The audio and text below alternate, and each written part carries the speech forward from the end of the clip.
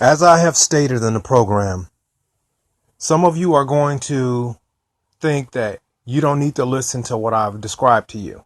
Some of you are going to tell yourselves you don't even need to believe anything that I've told you.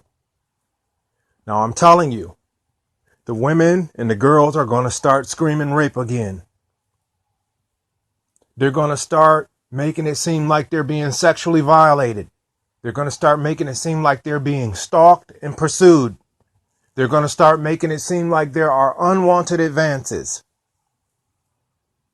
And as is practice and tradition, particularly in the southeast part of the United States, rape is part of the whole game anyway. They're going to say you raped them whether you did or didn't. Now, I'm not saying every woman and every girl is going to engage in something like that. But they have a specific body of women and girls that they were utilized for that purpose and for that end. Just like the same little white girl that they put in To Catch a Predator, who they can hire to carry out something for them. The church does it. The police department does it. Your city governance does it. You don't have to listen. There are members of the press who do it too. They want to catch somebody on video. They want to catch somebody on audio engaging in something that society would think would be a violation of a woman or a girl. Now, most of the time, nothing like that is going to be going on. What they do is make sure that there are enough instances so that it looks like it's more widespread than it is. See, they'll have a woman go be hired to sleep with somebody, make that person fall in love with them, and then betray them. Now this person becomes somebody they would not otherwise become because that woman made that person love them, or vice versa. Sometimes there's a woman with a bleeding heart. She's just been looking for some certain things, and they find that guy who can do that for her, and then he betrays her, and then she becomes Glenn Close from Fatal Attraction. This stuff is very real. You don't have to listen. You have absolutely no obligation. You don't have to pay attention to it whatsoever. Some people value their self-worth and some people don't. Some people don't care how they treat their body. They don't care about the value of their treasure. If they don't want to listen, if you don't want to listen, you don't have to. But for those of you who want to protect yourselves, protect those you love, protect your children, protect your daughters, your sons, and whomever else, you need to pay attention to this. Without the fear of somebody violating a woman or a girl sexually, 50% of the policing system is out of the door automatically. If not for the violation of women and children, 80 to 90% of the system as we know it for policing is out the door. They don't have enough rapes and sex violations and murders and all of this gruesome stuff going on regularly to justify the amount of policing that we have. If you knew how many policing agencies we have in this country, you would be shocked to see that we still have crime that we can't solve. We're putting more into something that does not protect us. The same system that's supposed to protect a woman or a girl from sex violation is the same system that's supposed to protect a man or a boy from injustice. But in this particular part of the country, you won't find that that scale is in balance. After they're through with the woman, or if it's a woman they cannot get to cooperate or go into their breeding systems, they will dispose of that woman and use her as a commodity, a sacrificial lamb. There's always somebody. You will notice that most of the people that you see end up in these public situations associated with sex violation will not be from the families of the so-called prominent and affluent. They go for the girls who can't defend themselves, or they go for the girls and the women that are independent to scare the hell out of the rest of them. On the opposite side of the equation, they have women's agendas. Sometimes it's a women's group. Sometimes it's a gay group or a lesbian group or LGBT or somebody who will orchestrate a collective effort to make a sex attack or a sexual claim against somebody that they want to be against. This stuff really happens. So think about a gay guy who's mad because he wants you to be gay and you're not. And to retaliate for that, he goes out and gets somebody to make a claim against you. I was in a restaurant one time. The boy's name is Jacory. He walks over to the table and he says, well, I heard you do some art. And I said, well, yes, I did. How did you hear about that? Because I certainly didn't tell him. He's nobody I would stop and talk to. He says, well, I was hearing from everybody else that was talking about it, and I heard you were really good, and I was wondering if I could get you to do some art for me. He offered up a financial price and everything. I gave him my card, saying that if you have need for something creative, just contact me and tell me. Well, these boys in this community who are homosexual, bisexual, or who haven't come out with it yet, they can take something that they have in their possession with your name on it or about you and make it seem like there was something associated with a relationship between you two that has never occurred. For starters, I'm not gay. I have no interest in other men, boys, if you will. But they can make it look like that because everybody's taking every little piece of anything you give them and trying to use it as a piece of ephemera. You almost have to get somebody to sign something or give you something to secure the fact that it's a mutual interaction. Because somebody that you're totally just being honest with and engaging in a natural way can take any little anything and scandalize your name. You wanted to, you were trying to, you asked me to, and just like that, you're in the middle of one of these public social network media scandals. They create a fake news story around it. I saw when they did the book on Tiger Woods syndrome. I said, how could they possibly have written a book this thick and extensive if they hadn't already been working on this story before the incident broke into the public when he was involved in that sex scandal? Tiger Woods syndrome is what the book is called. Look at the publishing date on that book in comparison to when that scandal broke, and it'll make you ask some questions. And Tiger had to have had something going on in his background that made them feel secure that they will be able to capitalize on that investment for them to pre-organize it and pre-orchestrate it. But they're doing this stuff in publishing and literature all over the world now. They're collecting documents, statements, testimony, applications from jobs that you applied to, all kinds of stuff, and making these documents in a pre-orchestrated way to try to claim some knowledge of your life, and they might not know anything about you at all. It all might just be completely stolen. They have hidden printing systems and companies right here in Columbus, Georgia, where these people can go in and print a book in several publications that they can distribute at the drop of a dime off of stealing other people's information. That was the drawback of having all your personal information online. All somebody has to do is put a tether on your account and they can collect all your data and use it against you. The district attorney and the courts were using it for electronic evidence, tethering people's email address. Okay, Columbus Ledger-Inquirer, the local newspaper, they were a subsidiary partner with Yahoo. Millions upon millions of accounts were breached at Yahoo. And guess what? The press was a part of the breaches. Now, nobody's documented it. Nobody said anything about it. They've been eavesdropping, stealing people's information in the government and press the whole time. That's why it seems like they know so much about you. That's why it seems like they're so far ahead of you. That's why it seems like they know everything before you do, because they stole it. But guess who one of the other secret systems of hacking is to collect your personal information? Your preachers, your church congregations.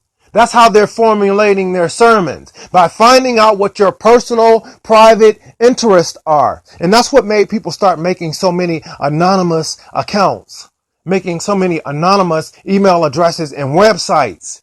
Because these people were taking your name information and paying their way into your personal life. See, you only get in trouble for invasion of privacy if you get caught.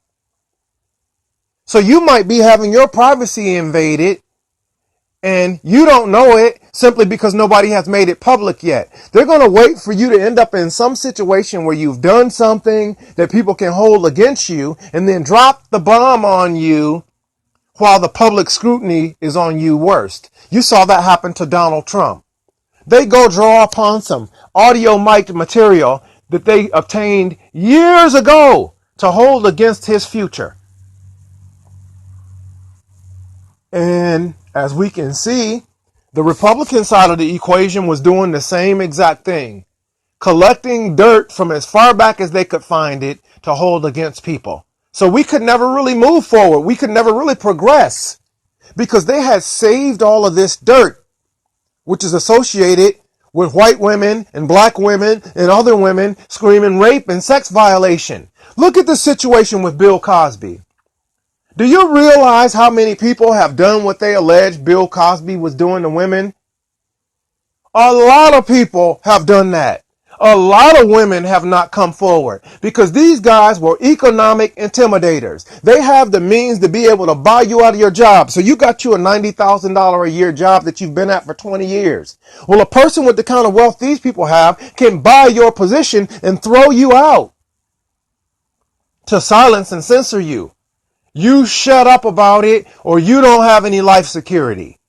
You shut up about it or you're not going to be able to live at this level. I mean, a cultural intimidation. So you can be raped in physical ways and you can be raped in non-physical ways. For instance, like being socially raped, where somebody has invaded so much of your personal life that you have no personal identity anymore.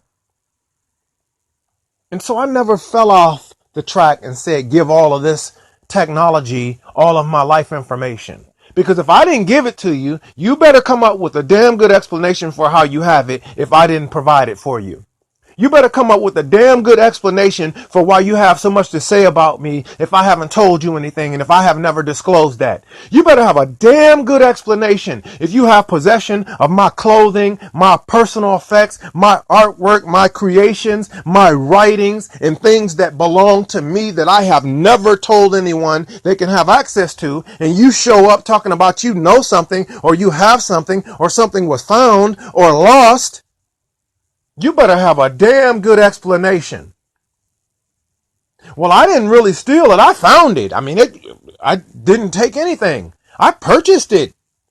Because sometimes the people who stole it don't want to get caught red-handed, so they'll put it somewhere else and let it be purchased through an underground black market or through some secondary subsidiary market or even a yard sale or something. Things end up in all kinds of places so that they hope that somebody can get some value off of it, even if they couldn't. Some people that are wealthy will steal from you, even if they don't want the gain for it. They just want to make sure you can't capitalize on it. They will have your material broken into. They will hire the perfect woman. I want you to love him and do anything he asks you to do for 6 months. And then I want you to walk out cold turkey and disappear. I want you to run him crazy. They'll try that stuff. I knew about this stuff years ago. And if I wanted to be that kind of person, I'm a master of it myself. You can get people to do anything. And if they have an addiction or something that they need or want, or if they have a financial need, some of them will kill for it. And I am not kidding. They just found a woman's body in a storage bin in front of somebody's house. Now, some people say, well, how on earth would her body have ended up in a storage bin in front of a person's house that she wasn't associated with? That person could have been blamed for the murder of that woman. People wondered why I went to my relatives who were in a distressed situation. The same exact thing could have happened. You've got to understand what's going on in your society to survive now. Now, I have told you and I have warned you very clearly and carefully. You can do what you want. You can discredit me. You don't have to pay attention to anything I say. I don't owe you anything. And you don't really owe me anything. And if it was going to come down to debt, you'll owe me more for saving you and your freedom than I would ever owe you. For making you aware, you would owe me more so than I would owe you if there has to be a debt. Women are going to start screaming rape again. And a few of those instances are going to be legitimate calls for help for sex violation. But keep in mind, the majority of the time when a woman is sexually violated or raped, it's going to be someone that is known to her. It's not going to be a stranger like they make it seem. It's not going to be some random incident. That's a 1 or 2% chance. The 99%, the 98% is going to usually come from somebody known to that person.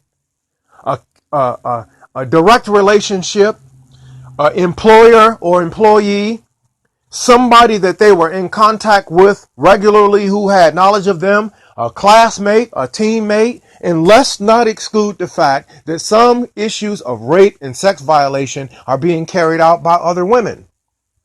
Have you considered the fact that somebody can take a sexual phallus, a sex toy, and violate and penetrate a woman with it, and it can look like a man raped her before she was killed? Do you know how sinister the system is? Do you know how easy it is to transfer DNA? Now, I know all of these forensic analysts and scientists are going to tell you otherwise, but there are some sinister practices. I saw a woman just yesterday. She's actually a woman, but at first glance, there is no indication that she's a woman. You've got to look at her features to see that's actually a woman. Everything else about her looks more masculine than most guys. One area that has not really been documented for the investment they have in sex perversion is the southeast part of the United States, because they're so busy making it look like men are trying to rape women that nobody pays attention to the real sexual threat. Some of the people you would least expect to be in that position are the people that are your most violent potential for sexual threat. All of the prostitution, the Johns, sugar babies, sugar mamas, sugar daddies, that's where your problems are really coming from. They have turned our downtown here into what amounts to being a college brothel system. You can cover a brothel system by many, many means. You can make something that looks like it's a church be a whole house, because that's what it looks like on the outside of the building. You saw a cross there. How could there possibly be any danger in that place? And then you walk inside, and the whole upper or lower level is filled with private little bed spaces that people can go sleep with people in and come out without anybody knowing they're doing it. A faith pimp. Holy crime. So don't say you weren't warned. I'm tired of this. I see what the consequence is to society while these people masquerade living these lives of luxury of gain by what they obtain from the general public. And then they distress the general public, economically deprive people, serve people injustice financially to make it seem like they're providing a service for them so they can get away with sexual impropriety. And then you got the people who have the money at their disposal to sleep with women and girls how they wish to and make it seem like somebody else did it, or discredit their claims when they come forward saying, yeah, I've been sleeping with that man for 6 years. I've been giving him oral sex or letting him perform it on me for years. I don't know who that woman is. I've never seen her. I don't know what she's talking about. And I have a witness right here to validate it. They have the means to come in and burn your house down.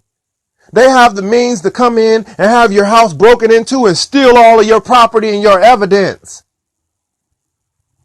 I'm tired of this, because I see who's being blamed for what people that actually do those things are faced with. And these white girls, if you come down here to this part of the country, I mean, they're walking in looking for somebody they can victimize by claiming rape. And you don't even have to want to say hello to them. They will stare at you until you look back wondering, what the hell are you staring at me like that for? What is it that you want? Do I look familiar to you, trying to get you to look back at them so they can walk over to the counter and say, well, that guy was looking at me a long time. He was staring at me. I feel creeped out. I feel unsafe. Who thinks a sick-minded person would be doing that? Well, come to Columbus, Georgia, you can see a lot of it. They'll say anything to inflame any situation, to make you respond to them, to say something from the highest level of government to whatever, to make it seem like you're Jared Loughner from Arizona and that you're going to come and shoot Gabrielle Giffords in the head for being mean and disrespectful to somebody and embarrassing them in public. They're doing all that here. And I'm not trying to exploit Gabrielle Giffords' situation. That was horrific. But she did play a role in what ran that man crazy by mistreating people from a public service position. A lot of people in public service positions are ignoring the people that they serve. They just ran across one of them that went far over the edge. We have to pay for her security, but she wouldn't fund our security. We have to pay for her health care, but she wouldn't pay for our health care. And fortunately, she got a chance to recover. Nobody should have to be faced with any situation like that. But we do bear some responsibility in how we treat other people. And that's real. They brought Gabrielle Giffords to Columbus, Georgia. They brought Elizabeth Smart to Columbus, Georgia. They brought people from Newtown to Columbus, Georgia. They brought people from Virginia Tech to Columbus, Georgia. I know what they were plotting and orchestrating here, and they'll tell a damn lie about it. They brought Barack Obama to Columbus, Georgia. They brought Ben Carson to Columbus, Georgia. I know what I'm talking about. And who is going to be the victim that they choose to sell these social systems and law enforcement systems, claiming that they are a threat to society, so that they can keep justifying money being funneled out of people's check to fund these agendas? So you got to pay for something that you don't even have access to. I believe more enforcement needs to come towards women who falsify claims of rape. A lot of these women in this area sell sex. Is there a nice way to say they're whores? How do you claim somebody raped you when you live a life as a whore? Some of them are walking on the streets as whores. Some of them are working whores who have a regular job and a regular family, and they sell sex.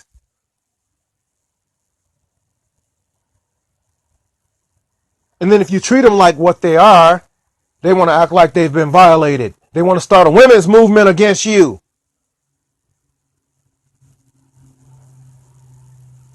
You have extremes here where nobody's really doing anything normal. And if the past is any indication of the future, we need to be prepared for the fact that they're going to orchestrate the biggest summer of alleged rape and sex violation there is. They're scared the hell out of everybody like they did when they were claiming everybody was a serial rapist, a serial killer.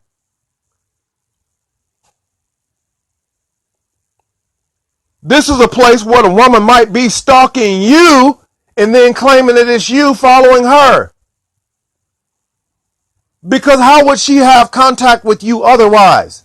And they do have this obsessive behavior here where men and women will just start following people around, showing up where they are. They're not trying to engage with them and be normal. They're not trying to develop relationships that lead to anything meaningful. They're trying to get somebody in trouble. They're trying to accuse somebody of a sex violation.